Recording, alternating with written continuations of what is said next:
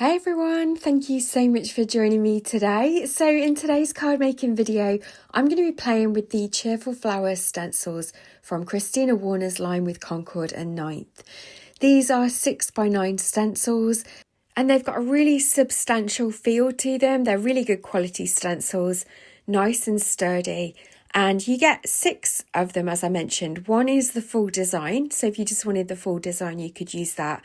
But then the other 5 stencils are all the separate elements. So you've got the flowers, the centres of the flowers, the leaves, and then also the background as well. So that's why I've chosen these stencils to play with today. I really want to try and create a colour block technique using the stencils. And I tweak my technique along the way, as you'll see. But first of all, I'm going to pop down a piece of cardstock onto a grip mat. This is a 4 1/4 by 5.5 inch piece of white card. And I'm going to add some strips of Masking Magic from Gina Designs. I've just got the large sheets, but I've trimmed down some strips to be 1/4 of an inch wide. And I'm just going to use these to kind of create a grid on my card panel so that I can then use a colour blocking technique. Now, I was struggling to kind of get them even, and in the end, it really didn't matter because of the way I did my card. So you probably could skip this if you wanted to. I was trying to create 4 equal panels using the masking strips. But yeah, I was using my T-ruler to try and help me line them up and get them nice and even. But I ended up trimming them all down anyway. So you definitely could probably skip that if you wanted to. So for the first stencil, I'm just lining it up against the edge of the cardstock, and I want the edge of the design as well. And then I'm going to use the backing tape from the Masking Magic strips to just kind of create a reference guide so that when I add the next stencil, I can line it up against that and I know that it's going to line up perfectly. I'm going to be using the Waffle Flower background blender brushes to add ink through these stencils because they're quite large openings. And so first of all, I'm adding Dusty Rose from Gina Designs. I'm then going to use these 1+ blender brushes from Waffle Flower to add a darker shade just around the centres of the flowers. So this is the Petunia ink from Gina Designs. This is the new colour and it's absolutely gorgeous. I'm then going to come back in with the background blender and blend those 2 colours together, and then I can line up the next stencil. And I don't think the cameras pick this up very well, but the stencils are labelled, so I know which way round the stencil needs to go. So that helps, and also you know which layer you're using next. It doesn't actually matter with these stencils because they're not layering stencils in that sense of they're adding more detail to the layer underneath. So you could do the leaves first if you wanted to, and then the flowers, it wouldn't matter. But I'm doing the flower layers stencils first. I've added some lovely lavender first of all using the background blender brush, and then I've added some darker shade of the Plum Punch, again using those 1+ shader brushes. For the leaves, I'm going to use Emerald Coast. This is a gorgeous kind of tealy green colour and it's just really nice and vibrant. It complements the pinks and purples really nicely.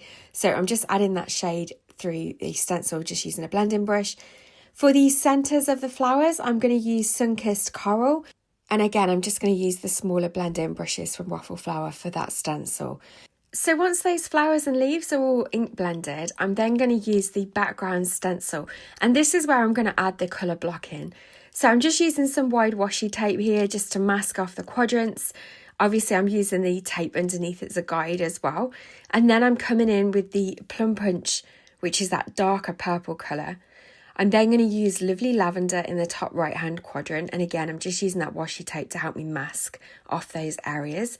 I'm going to then come in with Petunia and then Dusty Rose. So I'm not introducing any new colours for this colour blocking technique. I'm using the same colours that I've already used, but because I'm adding them in a much more saturated way, and you've also got the white outline detail from the stencil, it really helps those quadrants pop and you've got that lovely colour block effect.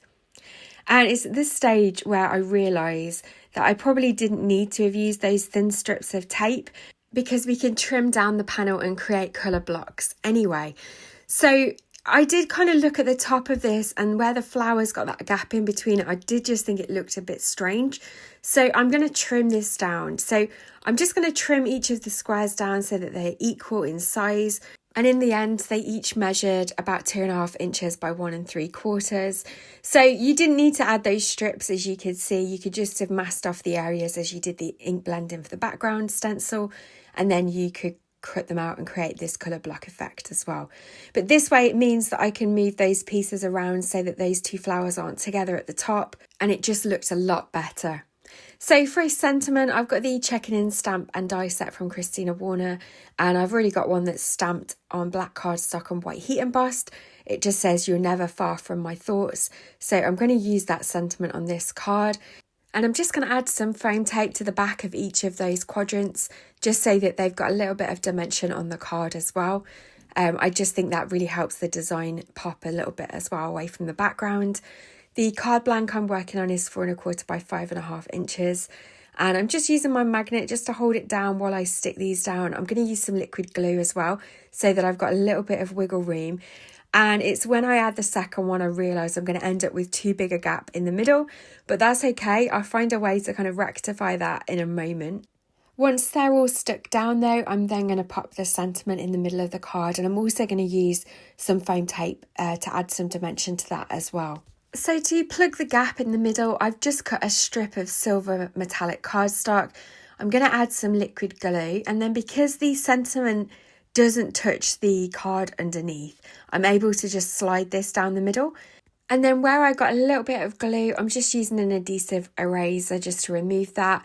And I actually think this silver strip really finished the card off nicely. It didn't detract from all that gorgeous ink blending, and it looked really pretty on the finished card. So thank you so much for joining me today. I really hope that you've enjoyed this tutorial.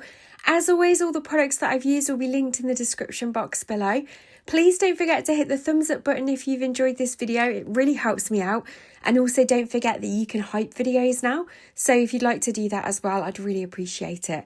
And I'll look forward to seeing you in the next video. Take care.